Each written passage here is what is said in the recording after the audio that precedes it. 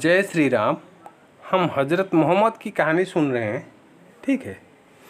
तो चलिए आज सुनते हैं आगे। अरब के आम बाशिंदे इस्माइल अलैहिस्सलाम की दावत व तबलीग के नतीजे में दीन इब्राहिम के पैरोकार थे, इसलिए सिर्फ अल्लाह की इबादत करते थे और तौहीद पर कारबंद थे। लेकिन वक्त गुजरने के साथ साथ उन्होंने अल्लाह के अहकामात को भुला दिया। फिर भी उनके अंदर तौहीद और दीन इब्राहिमी के कुछ आसार बाकी रहे। कुछ शाआइर पर वो अमल पैरा रहे, यहां तक कि बनु खुजा का सरदार अम्र बिन लुहई मंजर आम पर आया। उसकी नश्व नुमा नेकी, सदका व खैरात और दीनी बातों से गहरी दिलचस्पी पर हुई थी, इसलिए लोगों ने उसे मोहब्बत की नजर से देखा, उसे बड़ा आलिम और अल्लाह का वली समझकर उसकी पैरवी की। फिर उस शख्स ने मुल्क शाम का सफर किया। उसने देखा वहां बुतों की पूजा हो रही थी। उसने समझा ये तरीका भी अच्छा है और बरहक है, क्योंकि मुल्क शाम पैगंबरों की सरजमीन थी। आसमानी किताबें वहां नाजिल हुई थीं। चुनाचे वापसी पर वो वहां से अपने साथ हुबुल बुत भी ले आया और उसे खाना काबा के अंदर नस्ब कर दिया और अहले मक्का को अल्लाह के साथ शिर्क की दावत दी। अहले मक्का ने इस पर लब्बैक कहा।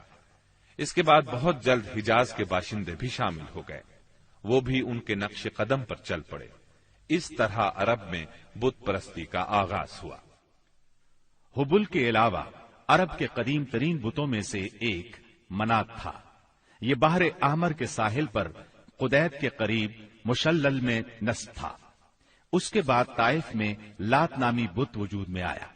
फिर वादी नखला में उज्जा का बुत नस्ब किया गया। ये तीनों अरब के सबसे बड़े बुत थे। इसके बाद हिजाज के हर खित्ते में शिर्क की कसरत और बुतों की भरमार हो गई। कहा जाता है कि एक जिन अम्र बिन लुहई के ताबे था।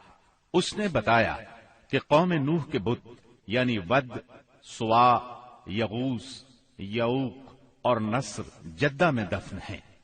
इस इत्तिला पर अम्र बिन लुहै जद्दा गया और उन बुतों को खोद निकाला। फिर उनको तिहामा लाया और जब हज का जमाना आया तो उन्हें मुख्तलिफ कबाइल के हवाले किया। ये कबाइल उन बुतों को अपने अपने इलाकों में ले गए। इस तरह हर हर कबीले में फिर हर हर घर में एक एक बुत हो गया। इसी पर बस नहीं की गई। इसके बाद मुशरिकीन ने मस्जिद हराम को भी बुतों से भर दिया। चुनाचे जब मक्का फतह हुआ तो बैतुल्लाह और इसके गिरदागिर्द 360 बुत थे, जिनको खुद रसूलुल्लाह सल्लल्लाहु अलैहि वसल्लम ने अपने दस्ते मुबारक से तोड़ा। आप हर एक बुत को छड़ी से ठोकर मारते और वो गिर जाता। फिर आपने हुक्म दिया, इन तमाम बुतों को मस्जिद हराम से बाहर निकाल दो। चुनाचे इन सारे बुतों को मस्जिद हराम से बाहर निकालकर जला दिया गया। गर्ज, शिर्क और बुत परस्ती आहले जाहिलियत के दीन का सबसे बड़ा मजहर बन चुकी थी, और इन लोगों को ये घमंड भी था कि वो सैयदना इब्राहीम अलैहिस्सलाम के दीन पर हैं। फिर आहले जाहिलियत के यहाँ बुत परस्ती के कुछ खास तरीके भी राइज थे, जो ज्यादातर अम्र बिन लुहई के घड़े हुए थे। ये जाहिल लोग समझते थे कि अम्र बिन लुहई के तरीके दीन इब्राहिमी में तब्दीली नहीं बल्कि बिदअत हसना हैं। उनमें बुत परस्ती की क्या क्या रस्में राइज थीं, इसकी तफसील भी सुन लें। नंबर 1, उस दौर के जाहिल मुशरिक बुतों के पास मुजाविर बनकर बैठते थे, उनकी पनाह ढूंढते थे, उन्हें जोर जोर से पुकारते थे, हाजत रवाई और मुश्किल कुशाई के लिए उनको पुकारते थे और समझते थे कि वो अल्लाह से सिफारिश करके हमारी मुराद पूरी करा देंगे। नंबर 2, वो बुतों का हज और तवाफ करते थे, उनके सामने इज्जो न्याज से पेश आते थे और उन्हें सजदा करते थे। नंबर 3, बुतों के लिए नजराने और कुर्बानियां पेश करते और कुर्बानी के इन जानवरों को कभी बुतों के आस्थानों पर ले जाकर ज़बाह करते थे और कभी किसी और जगह ज़बाह कर लेते थे, मगर बुतों के नाम पर ज़बाह करते थे। ज़बाह की इन दोनों सूरतों का जिक्र अल्लाह ताला ने सूरतुल माइदा की आयत नंबर 3 में किया है। यानी वो जानवर भी हराम हैं जो आस्थानों पर ज़बह किए गए हों। दूसरी जगह यानी सूरह अनआम की आयत 121 में फरमाते हैं, वला तअकुलू मिम्मा लम युज़कर इस्मुल्लाहि अलैहि, यानी उस जानवर का गोश्त मत खाओ जिस पर अल्लाह का नाम न लिया गया हो। नंबर 4, बुतों का कुर्ब हासिल करने का एक तरीका यह भी था कि मुशरिकीन अपनी समझ के मुताबिक अपने खाने पीने की चीजों और अपनी खेती और चौपाए की पैदावार का एक हिस्सा बुतों के लिए खास करते थे। इस सिलसिले में उनका दिलचस्प रवाज ये था कि वो अल्लाह के लिए भी अपनी खेती और जानवरों की पैदावार का एक हिस्सा खास करते थे। फिर मुख्तलिफ असबाब की बिना पर अल्लाह का हिस्सा तो बुतों की तरफ मुंतकिल कर सकते थे, लेकिन बुतों का हिस्सा किसी भी हाल में अल्लाह की तरफ मुंतकिल नहीं कर सकते थे। इस बुरी आदत का तज़किरा भी अल्लाह ताला ने सूरह अनआम की आयत 136 में किया है। अल्लाह ने जो खेती और चौपाए पैदा किए हैं उसका एक हिस्सा उन्होंने अल्लाह के लिए मुकर्रर किया और बज़ामे खुद कहते हैं कि ये अल्लाह के लिए है और ये हमारे शुरका के लिए है। तो जो उनके शुरका के लिए होता है वो तो अल्लाह के लिए नहीं पहुंचता, मगर जो अल्लाह के लिए होता है वो उनके शुरका तक पहुंच जाता है। कितना बुरा है वो फैसला जो ये लोग करते हैं। नंबर 5, बुतों का कुर्ब हासिल करने का एक तरीका यह भी था कि वो मुशरिकीन खेती और चौपायों में मुख्तलिफ किस्म की नजरें मानते थे। अल्लाह ताला सूरह अनआम की आयत 138 में फरमाते हैं, वक़ालू हादिही अनआमु व हर्सुन हिज्रुन ला यतअमुहा इल्ला मन नशाअु बिज़अमिहिम व अनआमुन हुर्रिमत ज़ुहूरुहा व अनआमुन ला यज़कुरून अस्मल्लाहि अलैहा इफ्तिराअन अलैहि। उन मुशरिकीन ने अपने ख्याल पर यह भी किया कि ये चौपाए और खेतियां ममनू हैं, इन्हें वही खा सकता है जिसे हम चाहें, और ये वो चौपाए हैं जिनकी पीठ हराम की गई है, यानी न इन पर सवारी की जा सकती है और न सामान लादा जा सकता है। और कुछ चौपाए ऐसे हैं जिन पर ये लोग अल्लाह पर इफ्तिरा करते हुए अल्लाह का नाम नहीं लेते। ये थे उनके अकायद। इन्हीं जानवरों में बहीरा, साइबा, वसीला और हाम थे। सीरत निगार इब्ने इसहाक कहते हैं, बहीरा साइबा की बच्ची को कहा जाता है और साइबा उस ऊंटनी को कहा जाता है जिससे पै दर पै 10-12 मादा बच्चे पैदा हों, दरमियान में कोई नर न हो। ऐसी ऊंटनी को आजाद छोड़ दिया जाता था, उस पर सवारी नहीं की जाती थी, उसके बाल भी नहीं काटे जाते थे और मेहमान के सिवा उसका दूध कोई नहीं पी सकता था। इसके बाद ये ऊंटनी जो मादा बच्चा जनती, उसका कान चीर दिया जाता और उसे भी उसकी मां के साथ आजाद छोड़ दिया जाता। उस पर सवारी भी न की जाती, उसके बाल न काटे जाते और मेहमान के सिवा कोई उसका दूध न पीता। इसी को बहीरा कहते हैं और साइबा इसकी मां है। वसीला उस बकरी को कहा जाता था जो 5 मरतबा पै दर पै 2-2 मादा बच्चे जनती थी, यानी 5 बार में 10 मादा बच्चे पैदा होते, दरमियान में कोई नर न पैदा होता। इस बकरी को इसलिए वसीला कहा जाता था कि वो सारे मादा बच्चों को एक दूसरे से जोड़ देती थी। उसके बाद इस बकरी से जो बच्चे पैदा होते उन्हें सिर्फ मर्द खा सकते थे, औरतें नहीं खा सकती थीं। अलबत्ता अगर कोई बच्चा मुर्दा पैदा होता तो उसको मर्द औरत सभी खा सकते थे। हाम उस नर ऊंट को कहते थे जिसकी जुफ्ती से पै दर पै 10 मादा बच्चे पैदा होते, दरमियान में नर ना पैदा होता। ऐसे ऊंट की पीठ महफूज कर दी जाती थी, ना उस पर सवारी की जाती, ना बाल काटे जाते, बल्कि उसे ऊंटों के रेवड़ में जुफ्ती के लिए आजाद छोड़ दिया जाता। इसके सिवा उससे कोई और फायदा न उठाया जाता। अरब अपने बुतों के साथ ये सब कुछ इस अकीदे से करते थे کہ یہ بت انہیں اللہ کے قریب کر دیں گے اور اللہ کے حضور ان کی سفارش کر دیں گے۔ چنانچہ مشرکین جو کہتے تھے، قرآن کریم میں اللہ تعالیٰ نے سورہ زمر کی آیت نمبر 3 میں اس طرح تذکرہ کیا ہے، لا نعبدهم إلا ليقربونا إلى الله زلفى، ہم ان کی عبادت صرف اس لیے کر رہے ہیں کہ وہ ہمیں اللہ کے قریب کر دیں۔ اسی طرح قرآن کریم کی سورہ یونس آیت 18 میں یہ الفاظ آئے ہیں، وَيَعْبُدُونَ مِن دُونِ اللَّهِ مَا لَا يَضُرُّهُمْ وَلَا يَنفَعُهُمْ وَيَقُولُونَ هَؤُلَاءِ شُفَعَاؤُنَا عِندَ اللَّهِ، یہ مشرکین اللہ کے سوا ان کی عبادت کرتے ہیں جو انہیں نہ نفع پہنچا سکیں نہ نقصان، اور کہتے ہیں کہ یہ اللہ کے پاس ہمارے سفارشی ہیں۔ ہم آج 10 منٹ کے قریب کہانی سنیں تو یہاں سے ہمیں ڈھیر سارے انفارمیشن ملے۔ میں ایک ایک کر کے آپ کو بتا دے رہا ہوں کیا انفارمیشن ملے، اور ڈاؤٹ بھی کیا میرے کو ہوا یہ بھی میں بتا دوں گا۔ تو یہاں تو عالم کوئی ہے نہیں جس کے ساتھ ہم ڈیبیٹ کر سکیں۔ خیر یہ بعد میں جب کوئی کبھی ہمارے چینل پہ آئے گا آپ لوگوں کے سامنے ہم ڈیبیٹ کریں گے، ٹھیک ہے، اس کے اوپر۔ تو جو انفارمیشن ملے یہ ہم ایک ایک کر سنتے ہیں۔ سب سے پہلا انفارمیشن ہمیں کیا ملتا ہے، تو ابراہیم علیہ السلام تبلیغ یہ کرنے لگے۔ تبلیغ کرنے کے بعد دین ابراہیم عرب میں پھیل گیا، ٹھیک ہے۔ بعد میں بانو حوزہ کر کے ایک قبیلہ تھا، ٹھیک ہے۔ بانو حوزہ قبیلے کا سردار عمر بن لجائی، تو یہ کیا یہ ملک شام گیا۔ ملک شام گیا، وہاں پہ اس نے دیکھا ڈھیر سارے بتوں کی پوجا ہو رہی ہے۔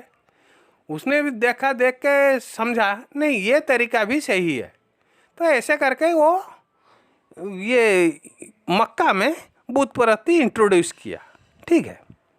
مکہ میں وہ وہاں سے جب ملک شام سے یہاں مکہ آ کے پہنچا تو وہاں پہ وہ بت لگانا چالو کر دیا، ٹھیک ہے۔ اور حجاز کے باشندے یہ بت پرستی میں بھی شامل ہو گئے، ٹھیک ہے۔ تو وہاں پہ کون کون سے بڑے بڑے بت تھے اس کا بھی ذکر آتا ہے، ہم ایک ایک کر کے دیکھ لیتے ہیں۔ سب سے پہلا آتا ہے حبل نام کا ایک بڑا بت۔ پھر اس کے بعد آتا ہے منات، بحر امر میں ساحل ہدایت میں تھا۔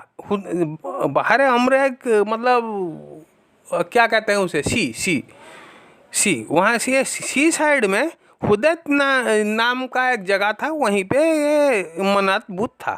پھر لات بت کی ذکر آتا ہے۔ لات کہاں تھا، طیف میں تھا، ٹھیک ہے۔ پھر عزا یا الحجا جس کو کہتے ہیں، یہ وادیائے نخل کر کے ایک مطلب ایک ویلی تھا، وہ ویلی میں یہ آپ کا حجا بت وہاں پہ تھا، ٹھیک ہے۔ پھر قوم نوح کی بت، یہ وہیں سے ہمیں یہ انفارمیشن ملا۔ قوم نوح کی بت جیسے بد، سواہا، یسو، یعوب اور اثر، یہ کہاں، یہ ملک شام میں دفن تھے۔ یہ عمر بن لجائی کیا وہ سب وہاں سے کھود کے لے کے آیا، وہ بت لا کے مکہ میں بٹھا دیا، ایسا ہمیں جانکاری ملتا ہے، ٹھیک ہے۔ جب محمد صاحب پیدا ہوئے 360 بت تھے مکہ میں، تو وہ ایک ایک کو چھڑی میں یہ چھڑی مار کے ایک ایک بت کو توڑ دیے اور بتوں کو باہر پھینکوا دیا، ایسا ہمیں سننے کو ملتا ہے، ٹھیک ہے۔ جو لوگ بت پرستی کرتے تھے وہ کیوں کرتے تھے اس کا بھی ذکر ہے، ٹھیک ہے۔ وہ لوگ کہتے تھے اللہ سے بت سفارش کر کے اللہ ہمارے بارے میں، اللہ کے سامنے ہمارے بارے میں بت سفارش کر دیں گے، ٹھیک ہے، اور اللہ سے مرادیں پائیں گے، ایسا یہ بولتے تھے، اسی لیے وہ بت پرستی کرتے تھے۔ پھر हज भी करते थे, बुतों की हज भी करते थे, सजदा भी करते थे। ऐसा हमें मतलब जो बुत परस्त थे वहाँ के, मक्का के बुत परस्त, वो ऐसा कहते थे। ये हमें इस कहानी मतलब ये क्लिप में सुनने को आया। फिर बुतों के सामने कुर्बानियाँ देते थे, ठीक है, कुर्बानियाँ करते थे और बाहर भी करते थे कुर्बानियाँ, वो बुतों के नाम पे करते थे, ठीक है। ऐसा ये हमें सुनने को मिलता है, ठीक है। एक हिस्सा बुतों को दे देते थे, जितना वो उनका पैदावार होता था, या जानवर हो या मतलब खेती बाड़ी करके जितना भी पैदावार वो पाते थे, एक हिस्सा जैसे आज के हिंदू करते हैं, एक हिस्सा वो लोग ये मक्का में दान कर देते थे, ठीक है। ऐसा हमें मतलब ये इन्फॉर्मेशन हमें वहीं से मिली। और फिर कुछ ये वहाँ के जो बुत परस्त थे, कुछ जानवर को ये हराम करके रखे थे। जैसे साहिबा है ऊँटनी, उसका बच्चा है बदीरा, वसीला है बकरी, ठीक है, हम है ऊँट, ये नर ऊँट। तो ये चंद ये थे, ये हराम करके रखे थे। मतलब उसको कोई मार के नहीं खा सकता था। तो उसका टेक्निकलिटीज भी लिखा गया है, तो उसके बारे में तो कोई आलिम फ़िलहाल है नहीं, तो उसके साथ मैं डिबेट नहीं कर पाऊँगा। फिर भी मैं ये इससे जितना भी मेरे को ये इन्फॉर्मेशन मिले, तो ये मैं मानता हूँ जो बुत परस्त थे वो सही करते थे और ऐसा करना ही चाहिए, ठीक है। ये मैं डिस्प्यूट कर रहा हूँ। ये जो मोहम्मद साहब जो अल्लाह कुरान में जो कहा, अल्लाह गलत कहा, बुत परस्त जो करते थे वो सही करते थे। यहीं पे मैं इसको मेरे कोई भी आलिम आए, मैं उसके साथ डिबेट करने के लिए ये तैयार हूँ। वो कैसे सही करते थे ये मेरे को मालूम है, ठीक है। वो बूथ के साथ जो भी करते थे वो बिल्कुल सही करते थे। ये जो मोहम्मद साहब आए ये सही नहीं किए। ये जो अल्लाह का कलाम वो बोल के पेश किए, यहाँ पे मुझे डाउट है, ठीक है। अगर अल्लाह कलाम भेजता है तो अल्लाह को मालूम होगा ये बुत परस्त ये जो मतलब ये 4-5 पॉइंट हैं वो क्यों करते थे। तो अगर मैं इसको सही मानता हूँ, इसका मतलब उस सही क्या है गलत क्या है मुझे इल्म है, इसलिए तो मैं सही मानता हूँ।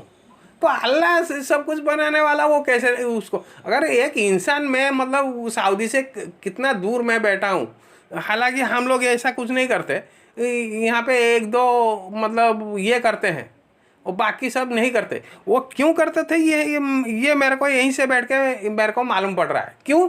क्योंकि मुझे मालूम है रूल्स कैसे लिखा जाता है, रूल्स कैसे लिखा जाता है ये मेरे को भली बात मालूम है। इसलिए मैं कह सकता हूँ वो जो कर रहे थे वो सही कर रहे थे।